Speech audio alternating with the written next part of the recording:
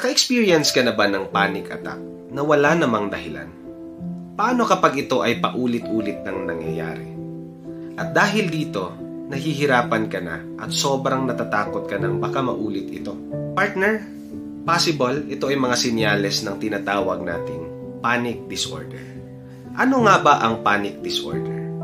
Panic disorder is a kind of anxiety disorder na kung saan nararanasan ng tao yung paulit-ulit na panic attack.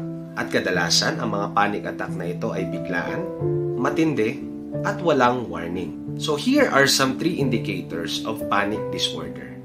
Number 1, most panic attacks are unexpected. Ibig sabihin, kahit wala kang iniisip na nakakatakot, o di kaya naman hindi ka nakaka-experience ng stressful situation, without warning, kahit nakarelax ka lang sa bahay o nanonood ng TV, bigla-bigla na lang umaatake yung panic attack.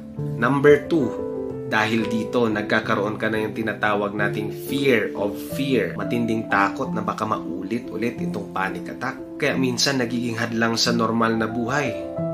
At pangatlo, nagiging disabling at paralyzing kapag iniiwasan mo na ang maraming bagay dahil sa takot mong magkaroon ulit ng panic attack. Halimbawa, hindi ka na lumalabas sa bahay or hindi mo na nagagawa yung mga dati mong routine. Minsan hindi na pumapasok sa trabaho o hindi na kayang lumabas o di kaya naman takot na takot ng mag-isa. Partner, kapag nakaranas ka ng panic attack at dahil dito nagiging cycle na ang takot, possible na ito ay panic disorder. The good news is meron tayong treatment at psychotherapy. Kaya huwag mag-alangan na pumunta sa mental health professional para magpakonsulta at para malunasan natin ang panic disorder. Meron din tayong mga do-it-yourself techniques like grounding techniques at breathing techniques para makatulong sa iyong pahupain yung mga panic attacks na nararamdaman. Kung isa ka sa mga nakakaranas nito, hindi ka nag-iisa. Help is available. Partner, lagi nating tandaan, always take care of your mental health.